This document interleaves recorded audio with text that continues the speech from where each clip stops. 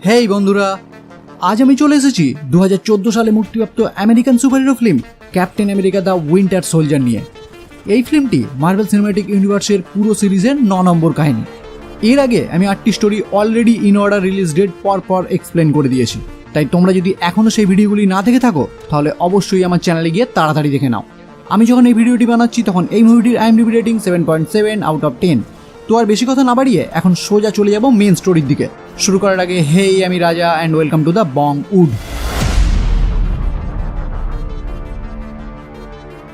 কাহিনী শুরু হয় নিউ ইয়র্ক হামলা 2 বছর পর, যেখানে আমরা দেখতে পাই মর্নিং ওয়াক টাইমে ক্যাপ্টেন আমেরিকার সাথে পরিচয় হয় স্যাম উইলসন নামে একজন সেনাকর্মীর, মানে মিস্টার ফ্যালকনের। আর তার সাথেই কথাবার্তার মাধ্যমে আমরা বুঝতে পারি স্টিভ এখনও এই নতুন সময়ের সাথে নিজেকে মানিয়ে নেওয়ার চেষ্টা করছে। কারণ আমরা তো সকলেই জানি ক্যাপ্টেন আমেরিকা 1943 সালের একজন সোলজার, আর এখন সময় 2014। এবার স্যামের সাথে কথাবার্তার মধ্যেই স্টিভের কাছে কল আসে নাতাশা রোমানফের, আর এরপরই তারা দুজনে মিলে বেরিয়ে পড়ে নতুন একটি মিশনে। আসলে ক্যাপ্টেন আমেরিকা এখন শিল্ডের একজন এজেন্ট হিসেবে কাজ করে, আর এখন ভারত মহাসাগরে থাকা শিল্ডের একটি জাহাজে হাইডার কিছু মেম্বাররা হামলা করে কিছু লোককে বন্দি বানিয়ে ফেলেছে। তাই নিক ফিউরির নির্দেশে ক্যাপ্টেন আমেরিকার নেক্সট মিশন হলো তাদেরকেই উদ্ধার করা। এবার ক্যাপ্টেন আমেরিকা নাতাশা রোমানফ একটি টিম নিয়ে সোজা পৌঁছে যায় ওই জাহাজটিতে, আর প্ল্যান মতো সবাই যে যার কাজে লেগে পড়ে সেখানে বন্দি থাকা শিল্ডের মেম্বারদের উদ্ধার করার জন্য। প্রথমেই ক্যাপ্টেন আমেরিকা এক করে শত্রুপক্ষের একটি মেম্বারকে মারতে এগিয়ে যেতে থাকে, আর ফাইনালি তার সাথে মুখোমুখি হয় শত্রুপক্ষের লিডার ব্যাট রকের সাথে। এখানেই আমরা ক্যাপ্টেন আমেরিকার সাথে ব্যাট রকের হ্যান্ড টু হ্যান্ড একটা জবরদস্ত ফাইট দেখতে পাই। এরপর ক্যাপ্টেন আমেরিকা তাকে হারিয়ে যখন সেখানে বন্দি সকলকে উদ্ধার করে, সেই টাইমেই নাতাশা ওই জাহাজের কিছু ডেটা একটি পেন ড্রাইভে সংগ্রহ করতে থাকে, যেটা এই মিশনে আসার মূল উদ্দেশ্য ছিল। আর এই কাজটি নাতাশাকে দিয়েছিল নিক ফিউরি নিজে। এখানেই একটা কথা বলে রাখি, এই যে জাহাজে হাইডার মেম্বাররা হামলা করে শিল্ডের কিছু মেম্বারদেরকে বন্দি বানিয়ে রেখেছিল, এটা আসলেই নিক ফিউরির একটি প্ল্যান ছিল। ফিউরি নিজেই এই জলদস্যুদের ভাড়া করে হাইডার নাম দিয়ে ওই জাহাজটিকে হামলা করার অর্ডার দিয়েছিল, যাতে সেখানে বন্দি মানুষদের উদ্ধার করার কাজে সে নাতাশাকে সেখানে পাঠাতে পারে, আর নাতাশা ওই জাহাজ থেকে কিছু তথ্য সংগ্রহ করে আনতে পারে। এবার প্রশ্ন হলো কি তথ্য, আর কেনই বা এত কিছু প্ল্যান করে ওই তথ্য সংগ্রহ করতে হচ্ছে, এটা আমরা আর কিছুক্ষণের মধ্যেই জানতে পারবো। এবার ক্যাপ্টেন আমেরিকা যখন জানতে পারে ফিউরি নাতাশাকে ওই মিশনের সাথে অন্য একটি কাজ দিয়েছিল, তখনই সে খুবই অবাক হয়ে যায়, যে কারণে সে সোজা পৌঁছে যায় ত্রিস্কেলিয়নের শিল্ডের সদর দপ্তরে। আর পরিচালক নিক ফিউরির মুখোমুখি হয়ে তার কাছে জানতে চায় কেন নাতাশাকে ওই কাজের সাথে লুকিয়ে অন্য একটি কাজ দেওয়া হয়েছিল, যেটা তাকে জানানো হয়নি। এবার এখানেই ফিউরি শিল্ডের একটি নতুন পরিকল্পনা প্রজেক্ট ইনসাইডের কথা জানায় ক্যাপ্টেন আমেরিকাকে, আর বলে 2012 নিউ ইয়র্ক হামলার পর শিল্ড চেষ্টা চালাচ্ছিল কিভাবে নিজেদের প্রতিরক্ষা ব্যবস্থা আরও বাড়িয়ে তোলা যায়। আর সেই মতোই শিল্ড কাজে লেগে পড়ে প্রজেক্ট ইনসাইড নিয়ে, যে প্রজেক্টে 3টি বড় হেলিক্যারিয়ারকে আধুনিক হাতিয়ার সমেত আকাশে পাঠানো হবে। এতে এতটাই আধুনিক হাতিয়ার থাকবে যে 1 মিনিটে 1000 টার্গেট ধ্বংস করার ক্ষমতা রাখে। এমনকি শত্রুপক্ষের কোনো মিসাইল লঞ্চ হওয়ার সাথে সাথেই নির্দিষ্ট লক্ষ্যে পৌঁছানোর আগেই তাকে ধ্বংস করে ফেলবে, কারণ ওই হেলিক্যারিয়ারগুলি কানেক্ট থাকবে একটি স্পেশাল স্যাটেলাইটের সাথে, যাতে আমাদের উপর কোনো হামলা হওয়ার আগেই আমরা শত্রুপক্ষকে ধ্বংস করে ফেলতে পারি। কিন্তু ফিউরির কোথাও মনে হয়েছিল শিল্ডের হায়ার অথরিটি প্রজেক্ট ইনসাইডের কিছু তথ্য তার থেকে লুকাতে চাইছে, তাই সেই তথ্যগুলি জোগাড় করার জন্যই নাতাশাকে ওই জাহাজে পাঠিয়েছিল। এবার নাতাশার দেওয়া ওই পেন ড্রাইভের ফাইলগুলি নিক ফিউরি যখন ওপেন করার চেষ্টা করে, তখন সেটা সে কিছুতেই ওপেন করতে পারে না। তাই এখন তার কাছে আরও পরিষ্কার হয়ে যায় প্রজেক্ট ইনসাইডে নিশ্চয়ই কিছু গন্ডগোল আছে। তাই প্রথমেই সে সোজা চলে যায় শিল্ডের সিনিয়র অফিসার আলেকজান্ডার পিয়ার্সের কাছে, আর তাকে রিকোয়েস্ট করে এই প্রজেক্টটিকে ডিলে করার জন্য। আলেকজান্ডার তার এক কথাতেই রাজি হয়ে যায়, আর তাকে জানায় সে প্রজেক্টটিকে ডিলে করার ব্যবস্থা করছে।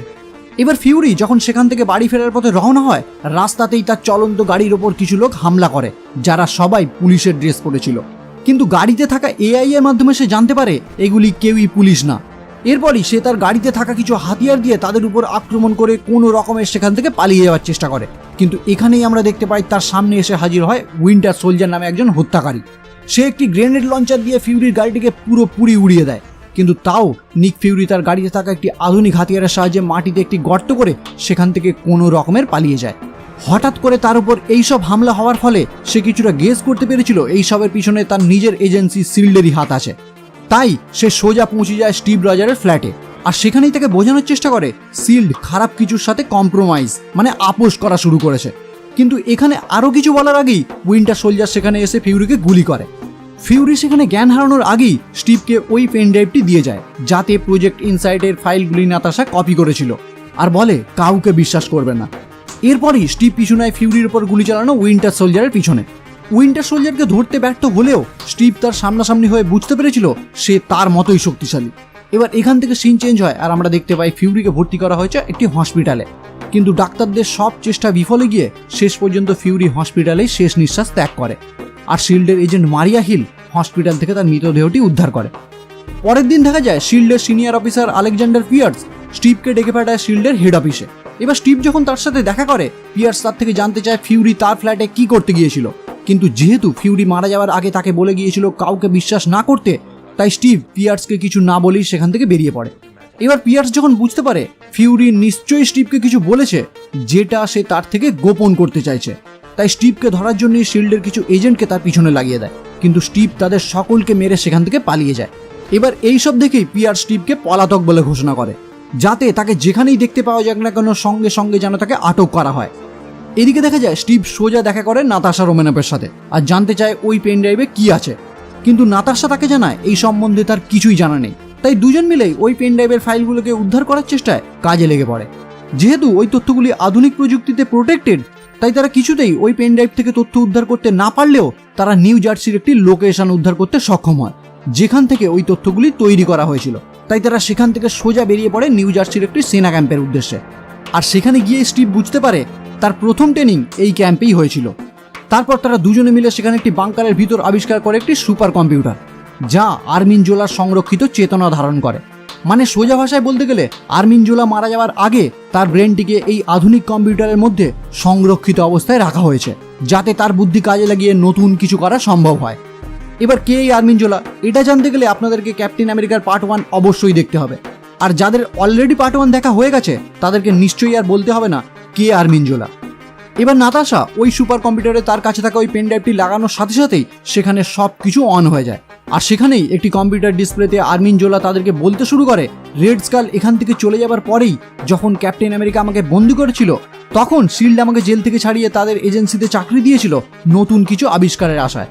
কিন্তু জোলা শিল্ডের কাজ করতে করতে সবার থেকে লুকিয়ে নিজেই লেগে পড়ে হাইডার কাজে, আর তার সাথে সাথে সে কিছু লোককেও নিযুক্ত করে যারা চাকরি করত শিল্ডের, কিন্তু তাদের আসল লক্ষ্য ছিল হাইডার ফেলে যাওয়া কাজকে সম্পূর্ণ করা।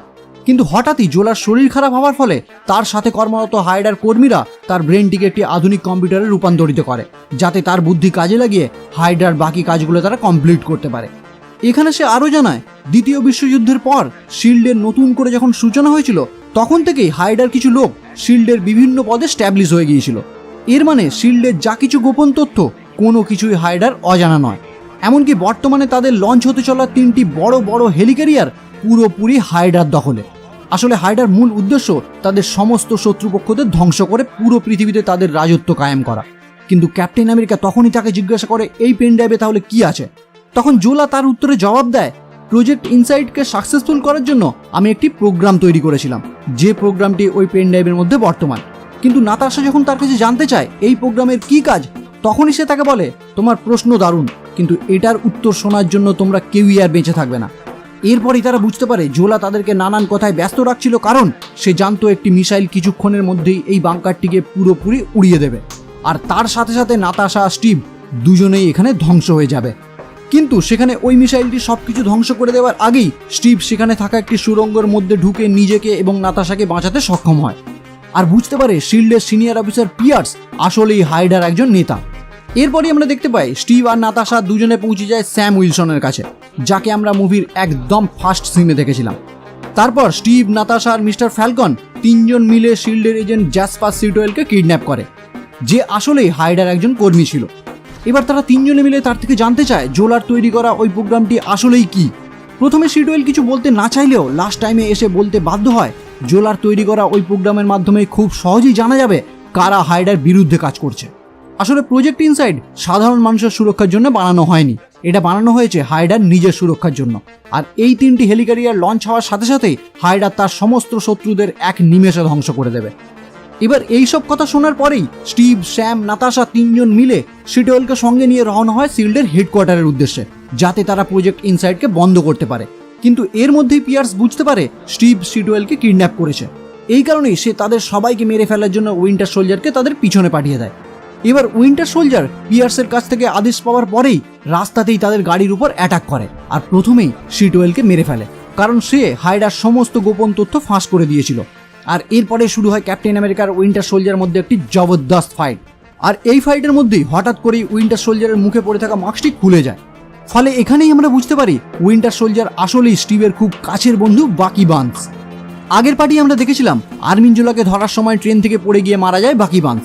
আসলে বাকি ট্রেন থেকে পড়ে যাওয়ার পর তাকে উদ্ধার করেছিল হাইডার লোকেরা, কিন্তু তাকে যখন উদ্ধার করেছিল তার একটি হাত পুরোপুরি নষ্ট হয়ে গিয়েছিল।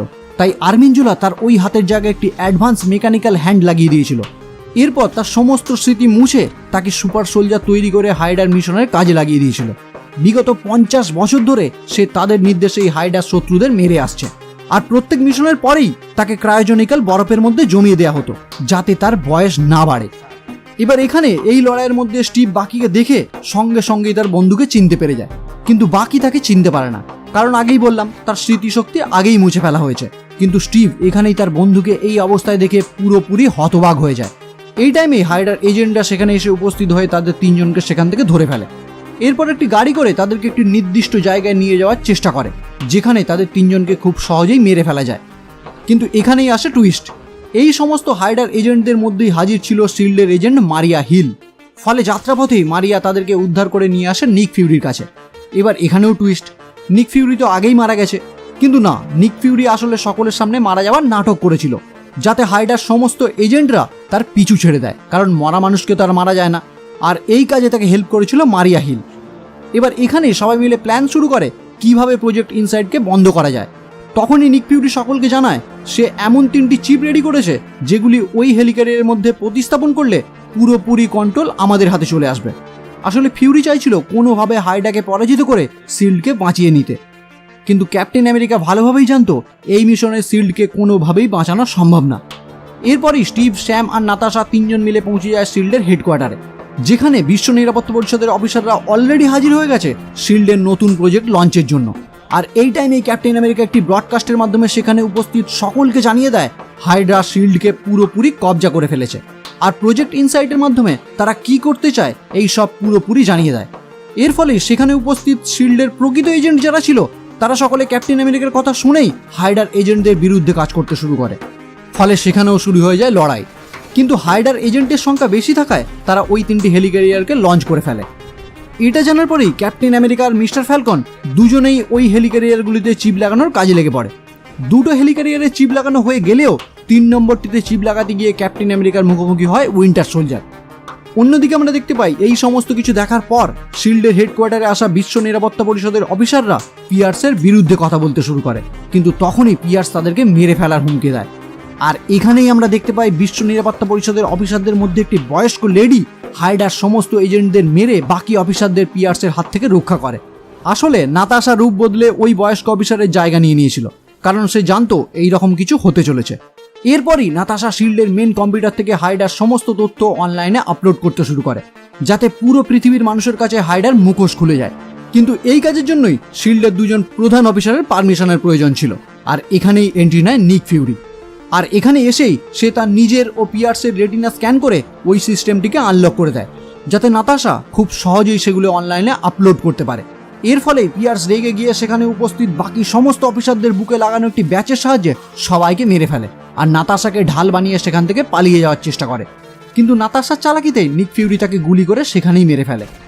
অন্যদিকে আমরা দেখতে পাই হাইডার এজেন্টরা হেলিক্যারিয়ারগুলিকে লঞ্চ হয়ে যাবার পরেই আর্মিনজোলা তৈরি ওই প্রোগ্রামের সাহায্যে কয়েক লক্ষ মানুষকে টার্গেট করে ফেলে তাদেরকে মারার জন্য।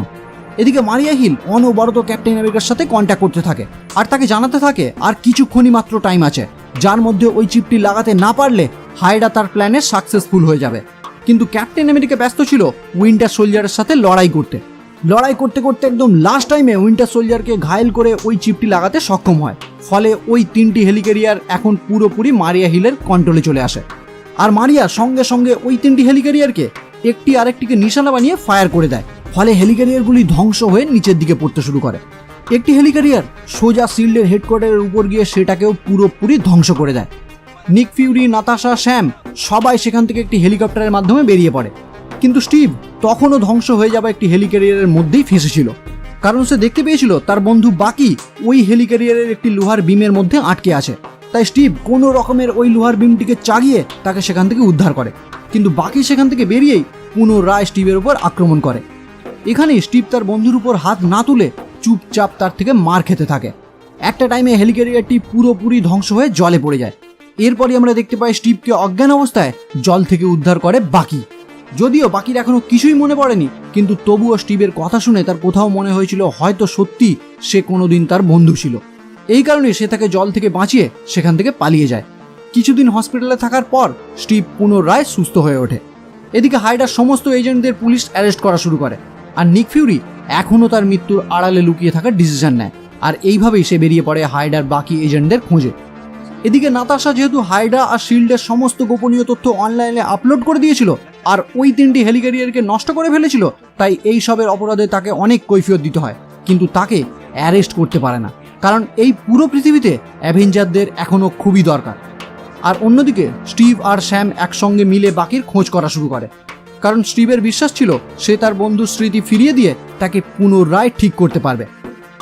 পোস্ট ক্রেডিট সিনে দেখানো হয় ব্যারন স্টাকার নামে হাইডার একজন এজেন্ট সুকোভিয়াতে হাইডার হয়ে কাজ করছিল। সেখানেই আমরা দেখতে পাই লোকির সেপ্টার, যেটা সে শিল্ডের কাছ থেকেই পেয়েছিল। আর ওই সেপ্টারের সাহায্যেই সে কিছু মানুষের ওপর এক্সপেরিমেন্ট করছিল যাতে সাধারণ মানুষের ক্ষমতা বাড়ানো যায়, যার ফলে বহু মানুষ মারা গেলেও 2টি যমজ ভাই বোন সেপ্টার থেকে কিছু অস্বাভাবিক শক্তি পেয়ে যায়। একদম লাস্ট সিনে আমরা দেখতে পাই বাকি পৌঁছে গেছে ক্যাপ্টেন আমেরিকার মিউজিয়ামে। এর মানে সে নিজেও তার স্মৃতি উদ্ধারের কাজে লেগে পড়েছে।